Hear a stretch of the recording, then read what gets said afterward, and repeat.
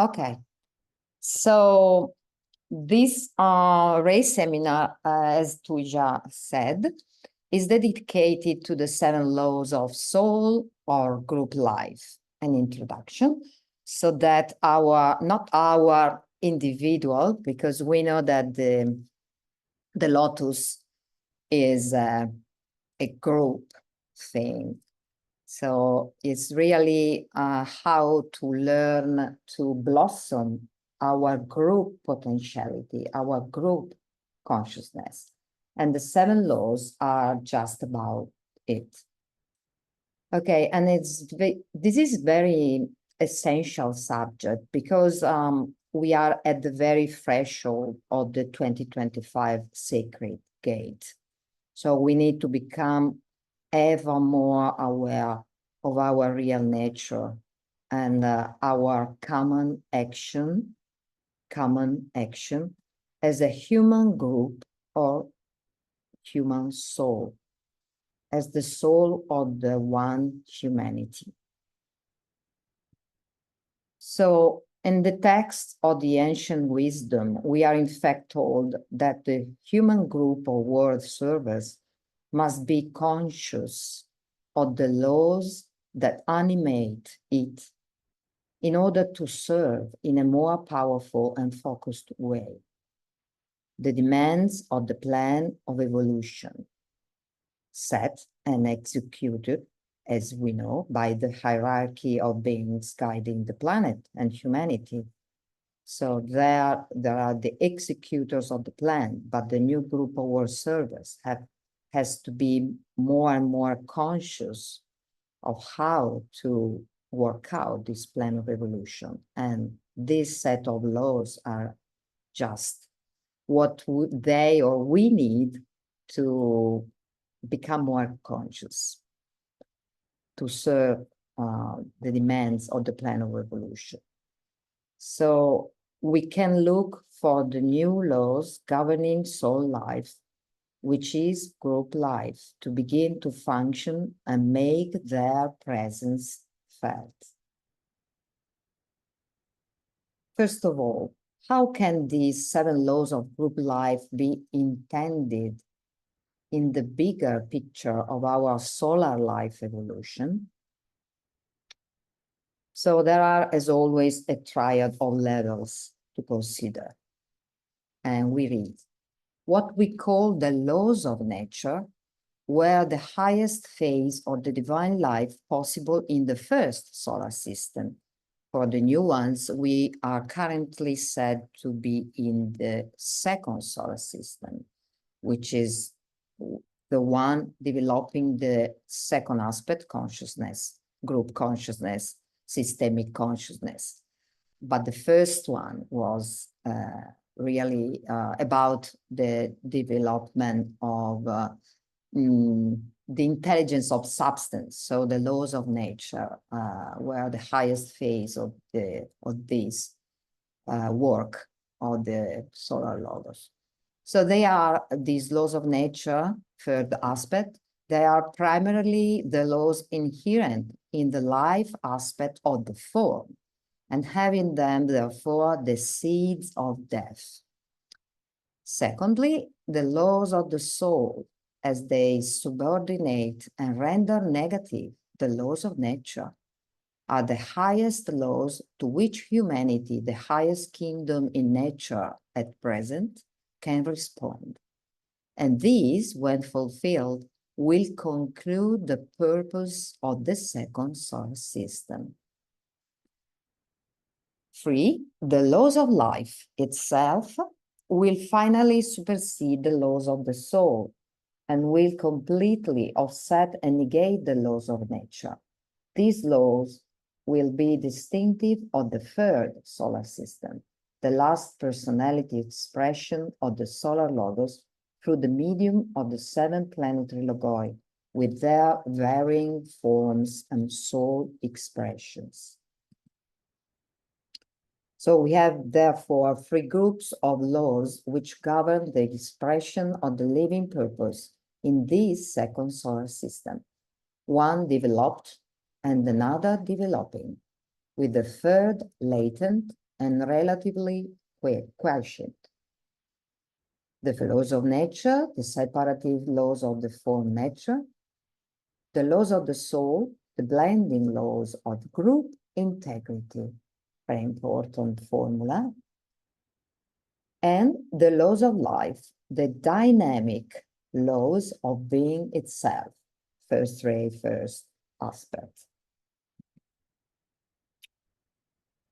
The laws of the soul concern the life of the soul upon its own plane and the relation which the blending soul and personality learn to establish with other souls and with the hierarchy.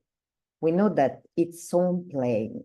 If we speak of human soul, we know that the egoic lotus is on the higher planes of the manasic or mental plane. But if we speak of spiritual soul, we know that the plane is the buddhic, that higher than the mental or manasic. So here is a scheme that shows the relationship between the personality till the fourth subplane of the manasic plane. Then we have the astral body and then the etheric physical body. That is personality.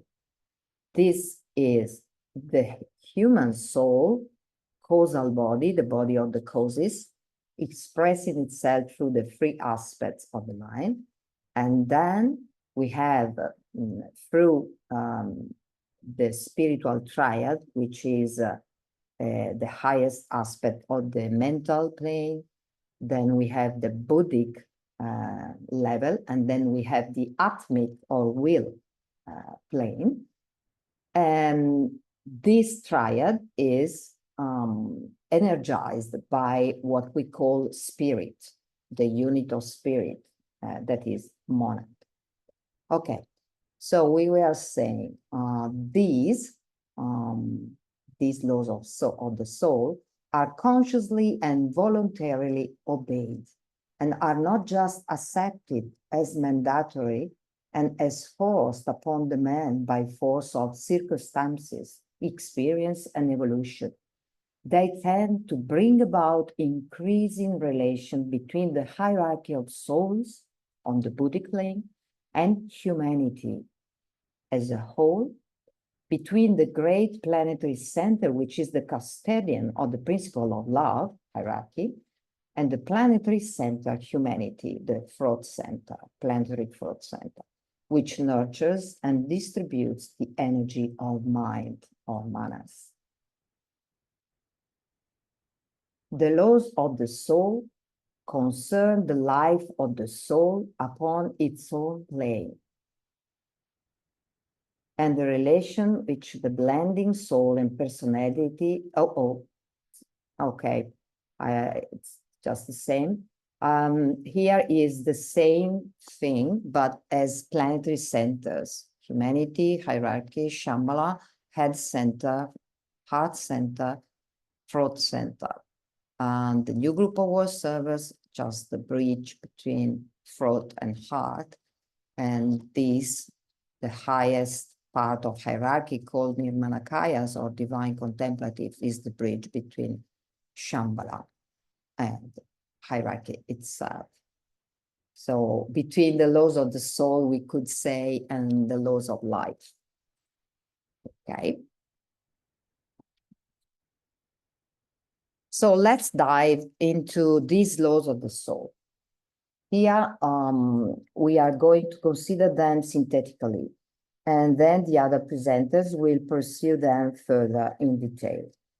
Okay, these are extracts from Esoteric Psychology 2. We come now to a section of our study of the soul and its life, which is of real moment to all who live or begin to live and function as conscious souls. That is exactly the connection between the Buddhic level, love, wisdom, and the manasic level, intelligence. Through definite alignment and attunement, certain energies and tendencies inherent in the soul itself are governed by energies and laws which are of a nature different from those governing personalities. It is important to emphasize this and to bear in mind that the powers of the soul, as they are appearing in the world today, constitute in their working out a body of phenomena which would have been regarded as magical, impossible, and superhuman several centuries ago. The discoveries of science, the adaptation of the laws governing matter and directing material energy to the service and the growing needs of mankind, the subtle and delicate apparatus of the human body, and the steadily increasing sensitivity of the human mechanism have brought about a world of consciousness and a civilization which, in spite of its glaring defects, all based on the separative and selfish attitudes of the personalities through which the soul has yet to work, are a guarantee of the innate divinity of man. The qualities of goodness are so called because they are, in essence, the energies controlling group relations. Beautiful to associate goodness to group relations. The powers called superhuman are fundamentally the powers which express group activity, and the virtues are only effects of group life. Beautiful.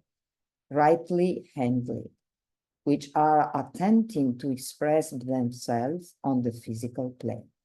The growing science of social relations, of social responsibility, or coordinated civic life, of scientific economics, and of human interrelations, the steadily developing sense of internationalism, of religious unity, and of economic interdependence are all of them indications of the energies of soul life upon the physical plane and within the human family. Hence, the conflict of ideals in the world today. Hence, the mass dualism which produces such bewilderment. Hence, the compromises and hence the inconsistencies. Here is to be found the cause of all the divergences in the world of civilized ideas, and the conflicting and widely differing motives which impel people of good motive and intention and of high principle into antagonistic activities. Very. Two sets of principles are to be found controlling human life, the selfish and the unselfish, the individual good and the group good, the objective goal and the subjective or inner goal, the material incentive and the spiritual impulse, national patriotism and the world idea, separative religious belief and the federation of religions, or communion, and all the many-masted dualities which simply indicate the realism of people who are personalities integrated and separative, or of souls aligned and group conscious. Here is the major divergence in the world today, with the weight of the power on the side of separation, as it is the line of least resistance, and of critical differentiations. A balancing of the two will gradually take place, with the weight of world idealism gradually shifting into the realm of soul unification, until eventually, but not for quite a while, the emphasis of world thought will be definitely and permanently on the side of the angels. We know that the soul is called the solar angel. Therefore, we can look for the new laws governing soul life, which is group life, to begin to function and make their presence felt. This will at first increase the word difficulty, hence the need to make the meaning of these laws clear, their objectives simple, and their potencies understandable. The 7 laws are the law of sacrifice, of magnetic impulse, of service, of repulse, of group progress, of expansive response, and the law of the lower 4. The 7 laws of group work can only be expressed largely through the medium of mystical terms, and it is left to the intuition of the student rather than more material. So from in the breakout room, we are going to make this less mystical and more understandable. Okay. At this time, the conscious awareness of humanity is such that only in 5 instances can the effect of these laws be noted, and then only by the most advanced of the world aspirants. The disciple and the initiate can dimly begin to recognize the effect of the 6th and the 7th laws, but no one else at this time. These 5 laws, the first 5, have worked out into definite activity upon the physical plane. The effect or consequences of the impulses behind them produce the working out of the purpose of the Most High and can be recognized upon the plane of phenomena. Here we can see this table, very revelatory, the effect of the law of sacrifice, world saviors, the Christ, and the unity on the physical plane, and upon the general physical, as a general physical effect, the impulse to assert, I die daily, to provoke deliberate death. Reaction, love for the Savior, desire to follow, quality selflessness.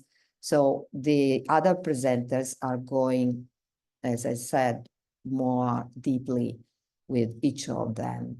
This table is very interesting for the effects of the 5 laws and the 5 levels that are associated to this working out of these laws, and also the 5 levels of consciousness from the masses to the initiates.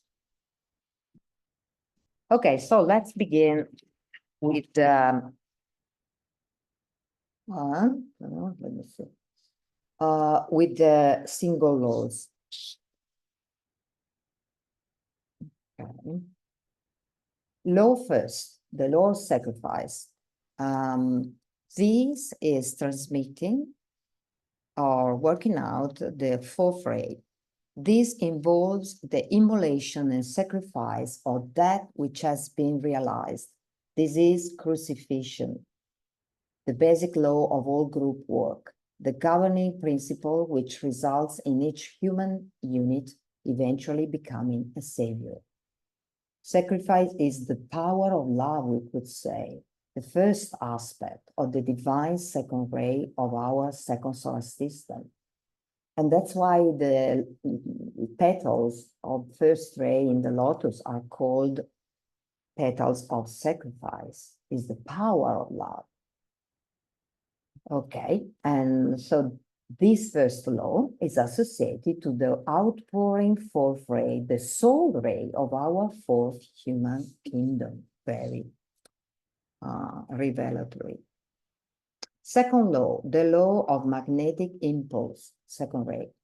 The law governing the primary realizations by any atom of its environing contacts, and the going out or filling after by that atom, so that eventually a relation between that which is realized as part of the group, and the unit is established. This is not the same thing as making sense contacts, as the relation established is between the self in all and not between aspects of the not self form. This law is sometimes called the first step towards marriage, for it results in an eventual union between the man or atom and the group, which produces harmonious group relations. Law 3, the law of service, 6 ray. This law, for want of a better name, concerns the identification of an atom with the group interest and the steady negation of the atom's own material interest. Service. It really deals with the process or method whereby an atom, positive in its own centralized life, gradually becomes responsive and receptive to the positive life of the group.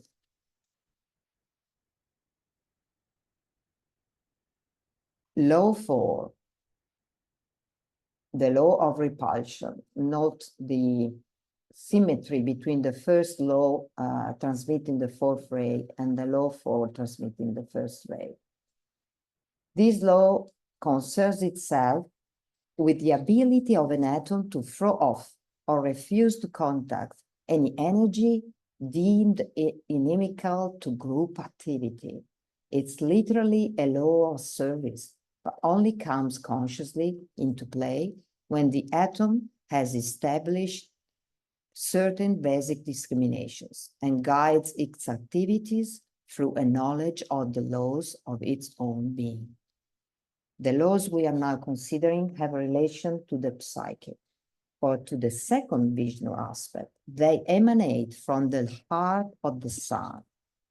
The law of repulsion must emanate from the heart if it is so to bring the necessary work. Okay?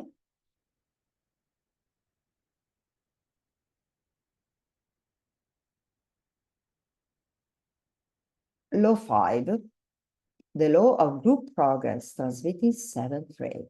This is sometimes called the law of elevation, for it concerns the mysteries of group realization and expansions of consciousness and the part each unit plays in the general progress of a group.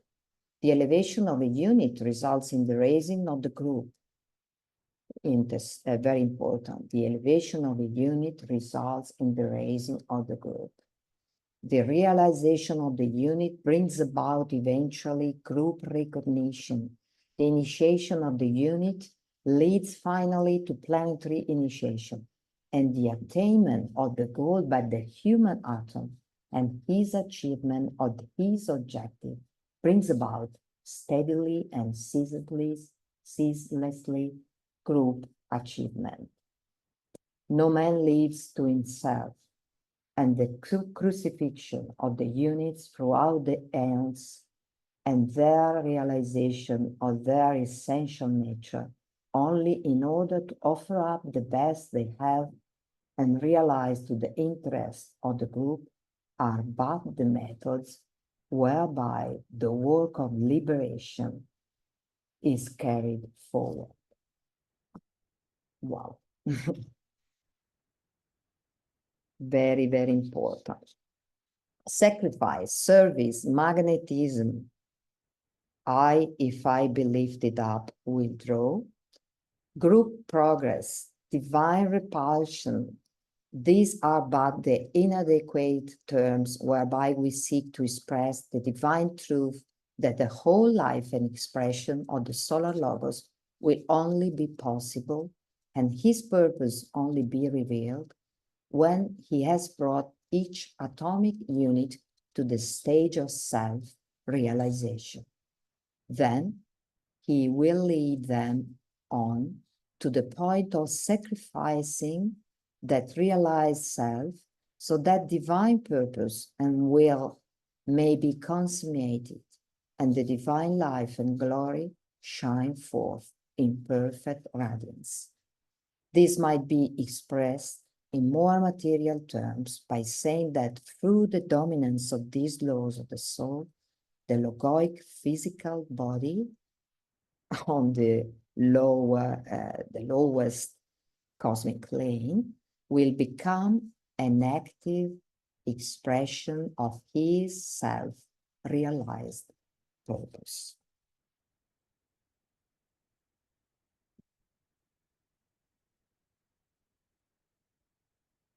The final two laws concerning group activity can only be very briefly treated, as their true significance is only apparent to pledged disciples.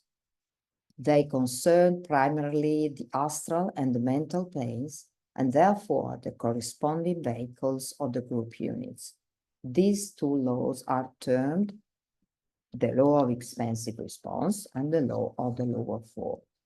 These laws only become operative in units on the physical plane, which are becoming responsive consciously to those group workers who are discarnate. These 7 laws are those which are ascertained and consciously studied in all groups working under the masters. So even if we can feel distant, this realization, as Decay often says, the mental clarity of these laws, of this indication, prepare the conscious understanding of these mysteries of these hierarchical planes. Okay, for each of these laws, there is a definite formula and symbol. At this stage of teaching or through this treatise, it is not possible, because as to reveal or impart the formulas. The symbol may be described, and if the student will carefully ponder upon the nomenclature of the law, its occult name and its symbol, much may be gathered and group interrelations.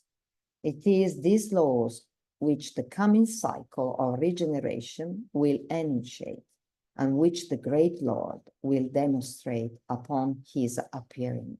And it is these laws which will gradually be applied to the working methods of all organizations, brotherhoods, fraternities, and Masonic circles. Very great indication. So the symbols are as follows. And let's breathe together these living 7 symbols. And we know that Dwayne has wonderful drawing and clip on that. Here in Italy, we attempt to represent as well the symbol. So what we are going to see is an attempt by one of our TPS co-workers, Adriano. We try to represent them with this 4-ray Italian 4-ray personality and 6-ray soul. Okay, law 1 of sacrifice, 4-ray, a rosy cross with a bird hovering above it.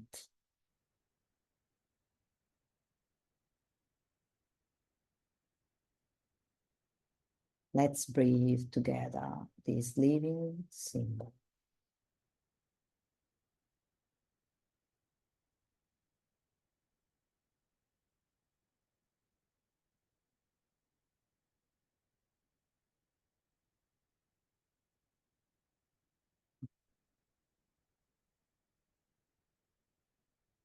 Second law of magnetic impulse, 2nd ray. 2 balls of fire united by a triangle of fire, thus picturing the triple interplay between all atomic structures.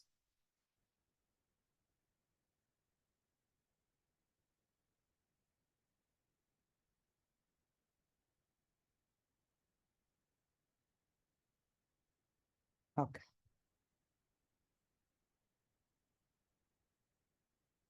Law free of service, sixth ray. A picture of water balanced on the head of a man standing in the form of a cross. The case says, it is this law which brings in the energy symbolized by the sign Aquarius.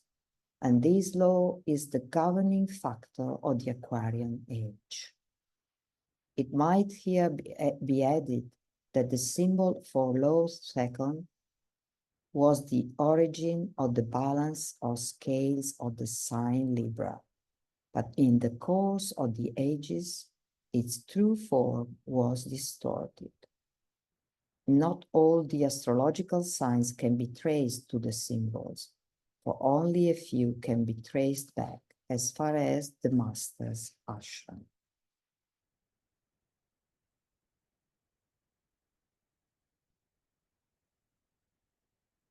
Law 4 of repulse, first ray. Here we have the angel with the flaming sword turning in all directions. This symbolism is held true in the Bible, where the angel guards the treasure and drives man forth in search of another way of entrance, thus forcing him through the cycle of rebirth until he finds the portal of initiation.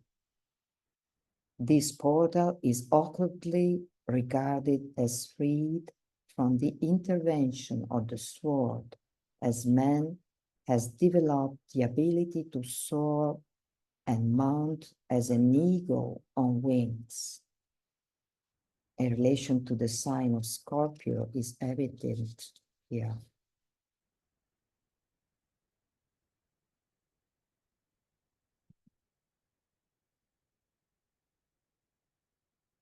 Law 5 of group progress, seventh ray. The symbol for this is the mountain with the goat standing on the summit. And again, an astrological sign that of Capricorn can be noted. All hard places can be surmounted, and the summit reached by the divine goat, symbol of the group, viewed as a unit.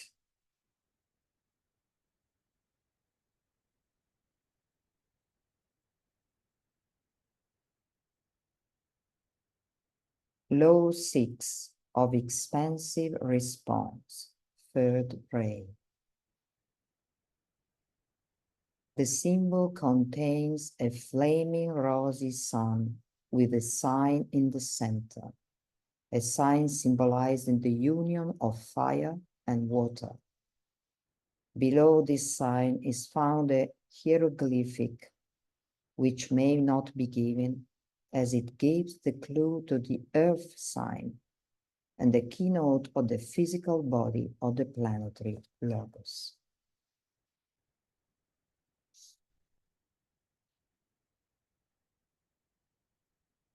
Law 7, fifth ray.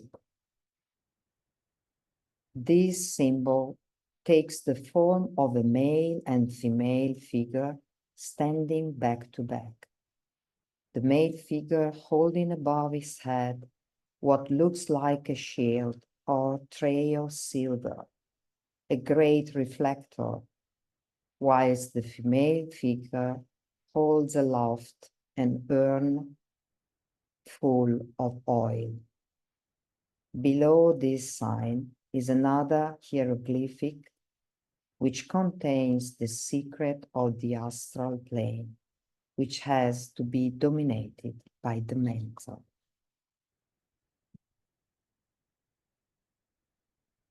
These 7 laws can be worked out along the line of correspondences. It will be found that the energy of any particular center and that of any one law can be brought into line with each other.